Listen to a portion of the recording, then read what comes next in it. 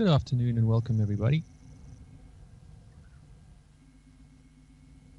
My name is Russell Gerber with you live for the Ranger Show here on the Thursday afternoon.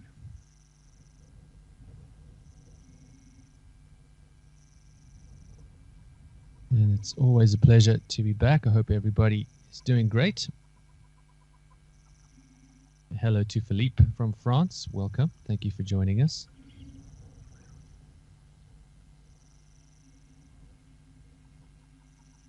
And as always, folks, we'll be going through the live cameras, seeing what we got coming up on the various cameras, popping around to see whoever may come down for a drink at the various waterholes.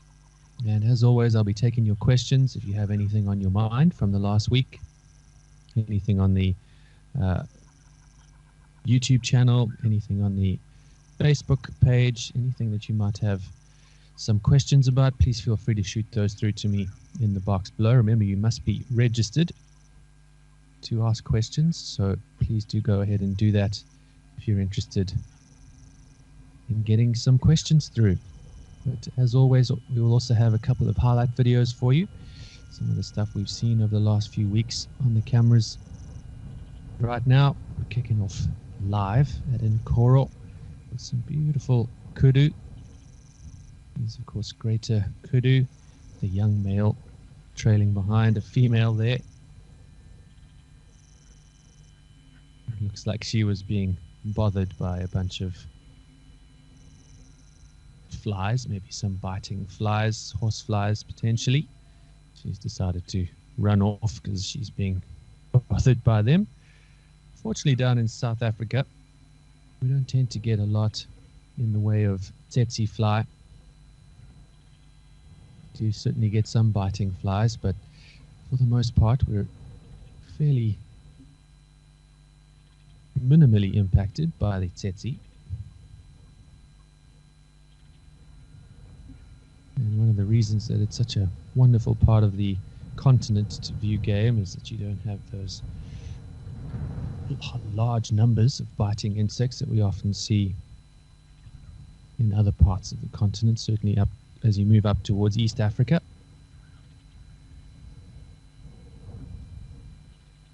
But please do feel free to send in any hello messages as well. I'd love to hear where you're watching from. And pop your name as well when you do make that comment so that I know who's saying hi.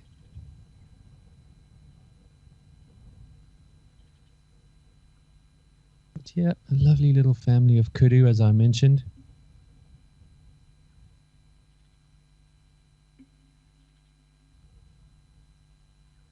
I don't see the big dominant bull anywhere, but here, of course, a lovely mother and foal together.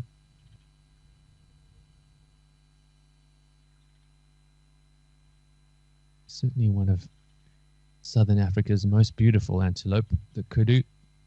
Those incredibly big ears, of course, very useful in keeping alert and aware of any potential threats that might be out there. It looks like these kudus feeling pretty safe right now. They're staring off in one direction. Doesn't seem to be too much on their minds at the moment. This young female in the front here looks like she's chewing the cud merrily. Kudus are, of course, also ruminants, so chewing of the cud a fairly common behavior, breaking down that pre-digested food a little bit further, making sure they can get maximum nutrition,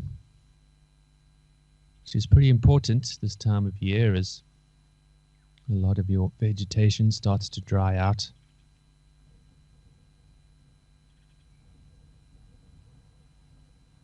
Not huge nutritional value in a lot of the vegetation around at the moment. People will tell you that kudu are predominantly browsers, and that is true. Most of the time you'll be seeing them eating leaves. Every now and again, when they can, normally in the summer, when there's fresh new grass shoots coming through, you'll see them eating grass as well. Because of that, and their adaptability to slightly drier environments. You often see good numbers of kudu all over South Africa. As you head into the drier regions of the Kalahari, their numbers will start dropping off a little. So mostly up towards the northeastern part of the country be our best population of kudus. Pretty closely related to the Nyala. I know we get some great Nyala at Tembe, and that's an area very filled with great Nyala numbers. Actually, the area I started guiding was very near Tembe, and we would see far more Nyala than kudu in that particular region. We got a question, is this Nyala or kudu? How do you tell them apart? That's a good point. Good question. As I said, they're actually from cousins of each other, essentially, from a similar genus, Tregalaphus, I'm sorry. And that really means spiral-horned antelope.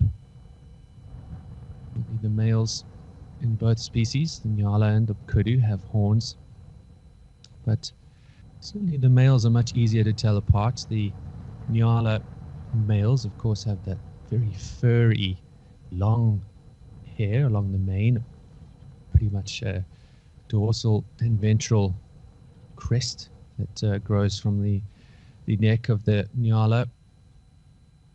That's very indicative of them. They've also got those wonderfully orange socks, whereas the rest of the body is a more darker brown color. Whereas the kudu tend to be more uniformly brown or light brown. And with that, they're also slightly bigger than the Nyala, one of our biggest antelope species.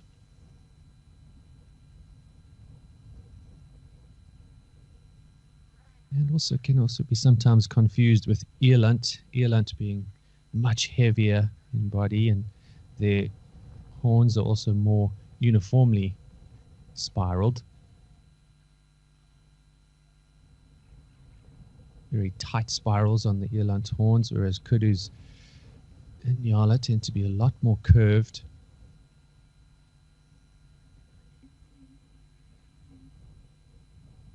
But certainly in terms of the Nyala versus kudu debate, the coloration is often quite easy. As I mentioned, the kudu is significantly bigger as well.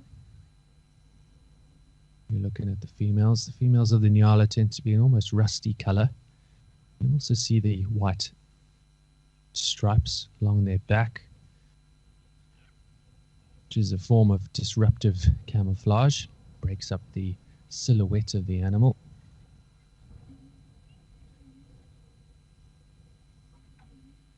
But between those reasons, or identification points, coloration and size, and to a certain degree the distribution, that's pretty much all you can use to identify them.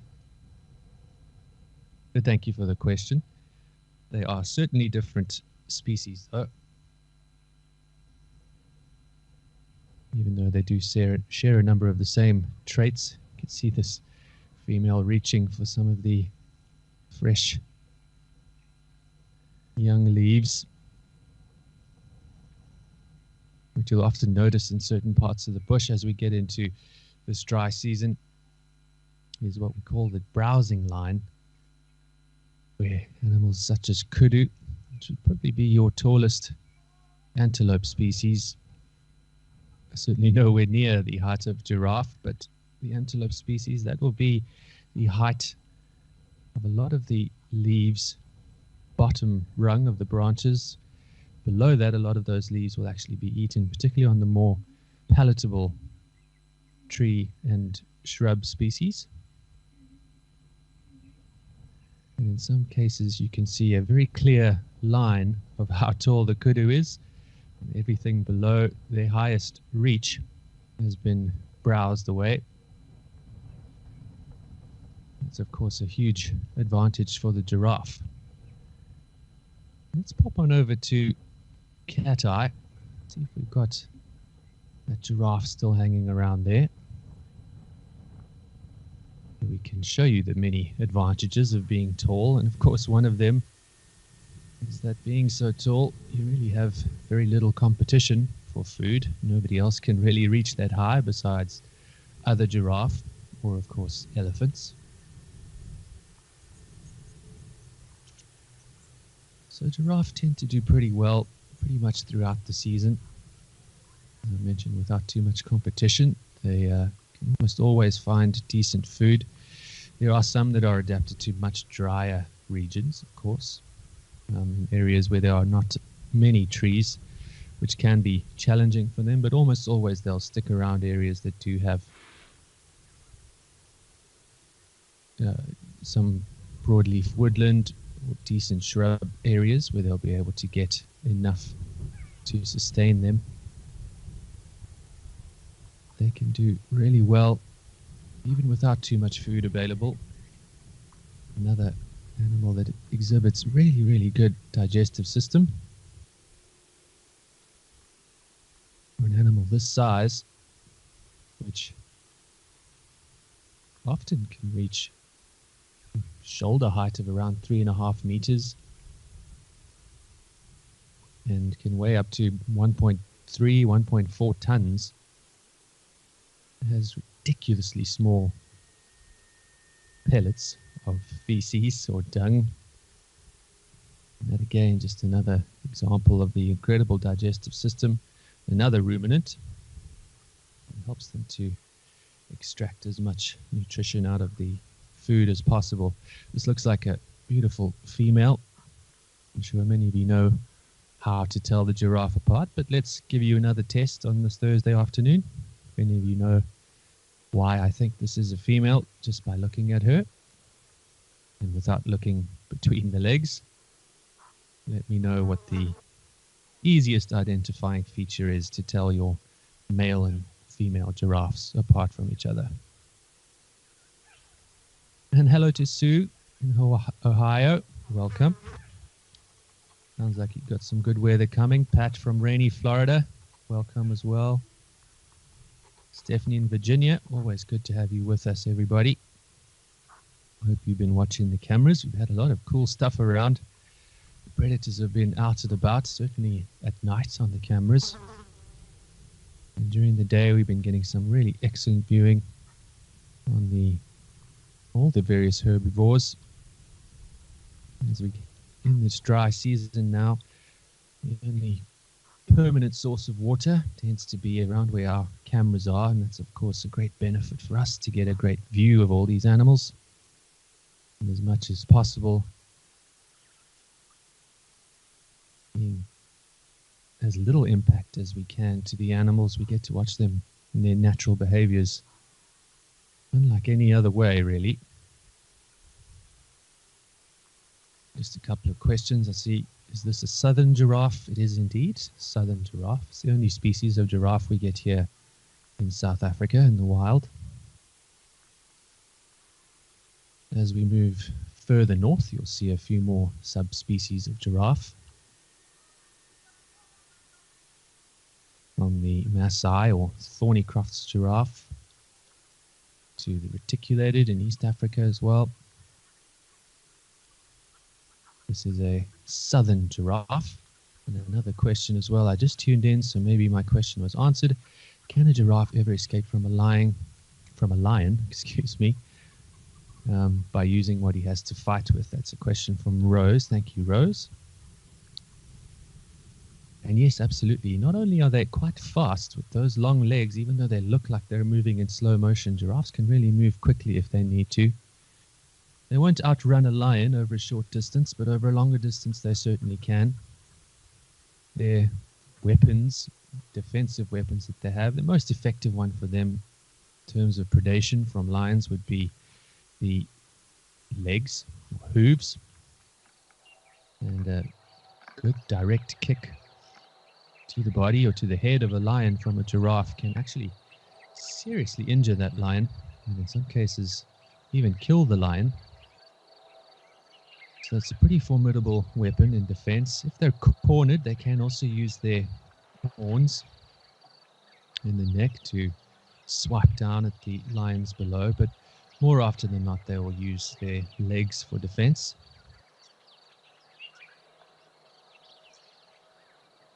He's crossed over to Tembi now as well, but our elephant looks like he's wandering off behind the bushes there with some impala in the background. We'll cross on over to Crocodile River. Let's go. Oh, it's Crocodile Olifants River. I think we've got some crocodiles there. Crocodile River is another big river in the Kruger Park. Don't yet have a camera there, but you never know. Here we are live at the river. Some waterbuck hanging out on the sandbanks. Of course, our sandbanks growing bigger and bigger as we go into this dry season.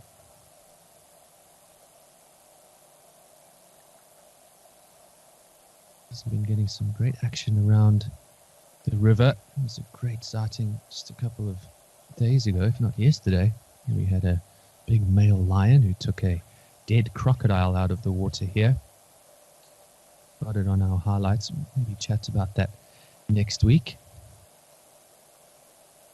Our highlight videos. So join us then and we'll go through that incredible sighting. But we've had great leopard around this area too. And while we're waiting for some action, let's go to some of our highlight videos. Keep those questions coming, folks, and keen to hear your answers on how to tell male and female giraffe apart easily from each other. Speaking of lions, we had some good lion action at Cat Eye. So let's go to our highlight video for that. We zoom in on this young crocodile here. And this little clip was from last week, if I'm not mistaken. A wonderful view, this great low angle view that we get at Cat Eye. The young pride of lions. You can see looking pretty thirsty, slaking their thirst. And it looks like a couple of lionesses in the foreground here.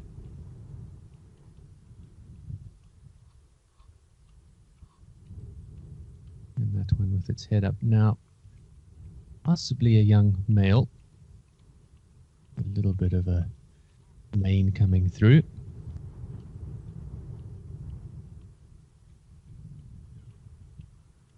Yet another reason why I love this camera at Cat Eye, we just get so close to the animals. Because it's lower down on the ground like that, we get a really great view of them. It does look like a young male. You can just see a little bit of a tuft coming through on the side of its head.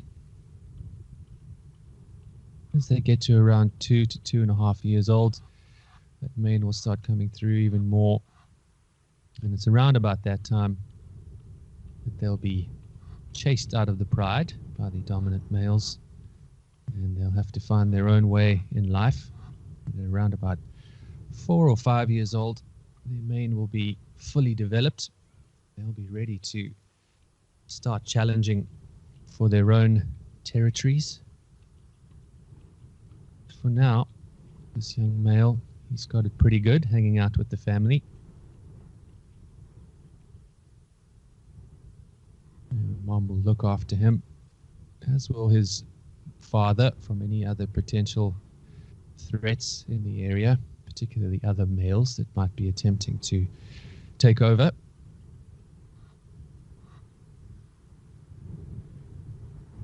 You can see lions in a pride are really, really social animals. They're forever touching each other and reinforcing those family bonds. Lovely view of that young male standing up and getting a little look around the area. And this might be the mom in the foreground here, having a long drink from the water hole.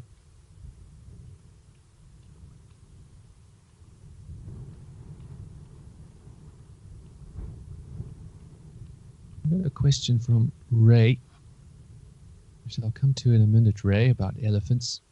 In the meantime, we got another one about lions. Can lions swim? Thank you for the question. Lions can swim. Yes, they don't swim a lot. They're very wary of the water, and they're not too fond of getting wet, but they do understand the big danger and threat of the potential for crocodiles in any of the water systems in this area. So though they can swim, you don't see it too often.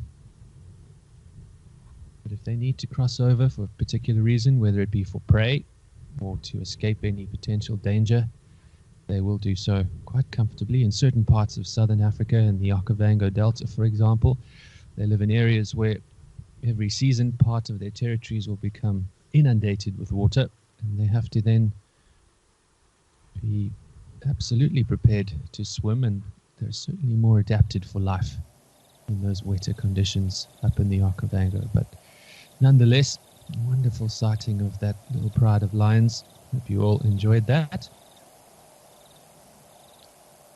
And welcome to our latecomers. It's great to have you with us. I'm doing well, thank you. Thank you for asking. And Ray, let's come back to your question now about elephants. You were asking, you heard that when elephants die, often the other members of the herd will mourn them and gather around that potential member. Ray, I've actually seen that before as well. It's always dangerous to put our emotional or human emotions onto the feelings of animals, or as you call it, anthropomorphize our feelings towards the animals. This is another highlight video, by the way, while we're chatting about the elephants. This is from Tao. And, they do often hang around a fallen comrade or family member, whether it's young or old, and they will often, in many ways, it seems, pay their respects to their lost family member. And certainly you could suggest that it is a form of mourning. I've spent a lot of time in the bush being very close with elephants, and there's no doubt they have a huge emotional scale, and I think it's one of the reasons why people feel so close to them in many ways. They seem to display all sorts of similar behaviors, and the emotion that you can feel, you can see in their eyes and their behaviors. I think that's part of the reason why we feel that they may well be mourning lost ones or lost family members, as I mentioned, from time to time. It will always depend on their environment. Sometimes they'll be forced to carry on if there's a urgent need to get to water. It all depends on the situation, but very often you'll find they do actually spend time with that fallen member before they move on. So a great question, and a sad thing to watch sometimes, but also in many ways quite wonderful to imagine the close bonds within the herd, which there absolutely are, from the various generations found within a single herd of elephants. They are also very social animals, particularly in the breeding herds. Here you've got a little warthog who thinks it's a baby elephant hanging out in the mud. But as I said, a great question, Ray. Thank you for sending that in for us. It is, as I say, a very interesting behavior, but thankfully not something we see all the time. But every now and again, it's certainly something we have seen elephants exhibit.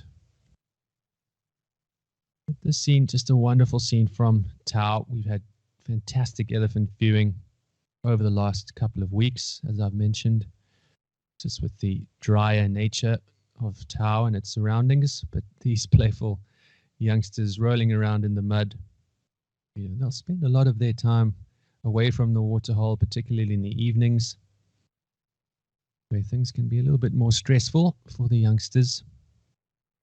Getting food, nursing from mom, often on the move. Elephants have to get a lot of food through their body, in some cases around 200 kilograms in a day. So that can be quite tiring for the youngsters. And when they do get down to the waterhole, it's definitely time for a bit of play and king of the castle. That's what it looks like in this case, anyway. Everyone jostling for a little bit of dominance.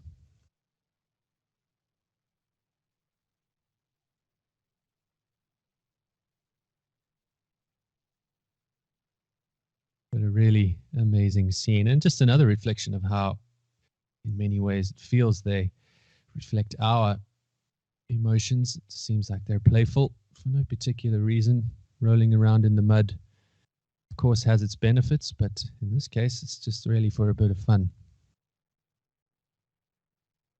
And an awesome sighting from Tau. So thank you again, Ray, for that question. Let's go back live now. See what we've got hanging around.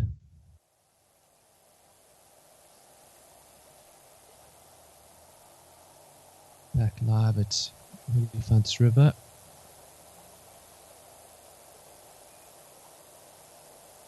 We've had that young crocodile hanging around on the sandbank quite a few days now.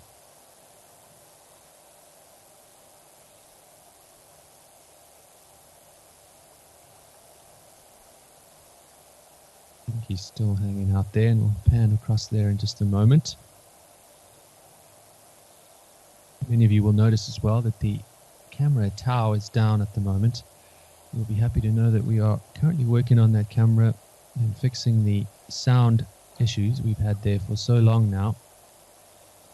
And we've seemed to have found a great solution for that. So hopefully in the next couple of days, tower camera will be up and running again with audio, which is always such a lovely addition to the cameras at these various sites. So thank you all for your support. It's you out there that allow us to continue operating in these remote locations. So thank you as always for that.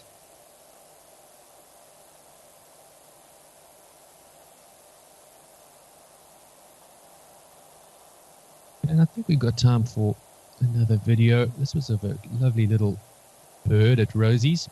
I'll give a quick question to you out there. What species of bird this is?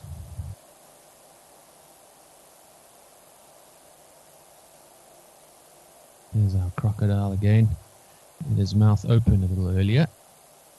Now it's all closed up. But a lovely view from Rosie's of this little bird. One of our more iconic ones, and I'll leave you with an easy question. Who is this? Certainly one of the birds most photographed here in Africa on safari. You can see why. Unbelievably beautiful.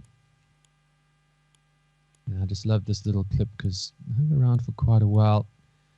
It's such a nice view of it, which is not often the case. Most often when trying to get a photo of this little chap, they're always on the move, and just as you're about to get your shot, they often disappear.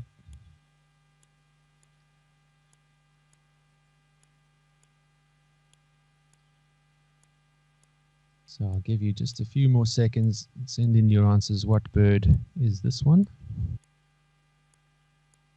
And while we're doing that, see who got the answers right. We only got one answer.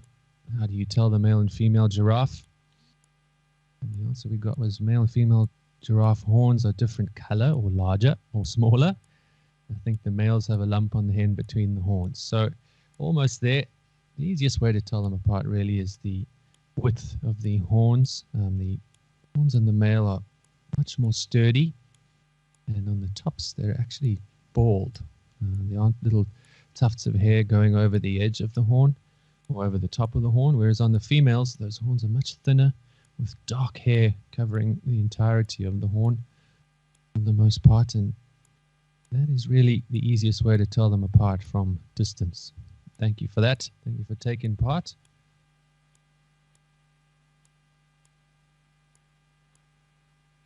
And let's see, a few more minutes or a few more seconds for your answers.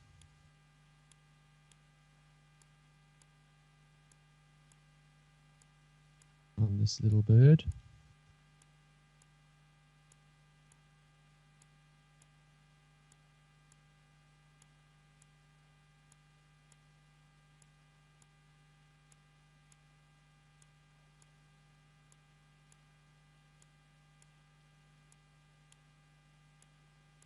And I think that's enough time now. So many of you got it right. It is indeed a lilac-breasted roller. You can see that incredibly beautiful lilac color on the chest or breast. And one of you asked, they're very territorial, and that is true. You often see them hunting from the same perches, and they'll fight off other males and individuals that may come into their territory. I'll ask quick, how many colors does the lilac-breasted roller have? I can't remember off the top of my head. I think it's 8. We can go through them quickly in my head. We've got green, white, black, a bit of yellow, turquoise, lilac, of course, and dark blue. I think it's around 8. I can't remember exactly. That reddish brown or orange on the side of its face as well. So yeah, if you guys know how many colors they have, I think it's 8, but I've been wrong before. But certainly one of our most famous and favorite birds here in Southern Africa. A lovely view from Rosie's, so keep your eye at Rosie's. Likely we'll see them again. Maybe not so nicely and so still for so long, but nonetheless, amazing view. So let's head back live now.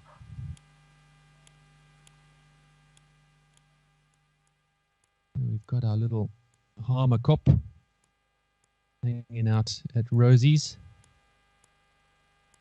Hamerkops have been busy, working hard. A lot of the water birds will be keeping their eyes on the water as it gets shallower and shallower, with the opportunity to grab some aquatic lunch.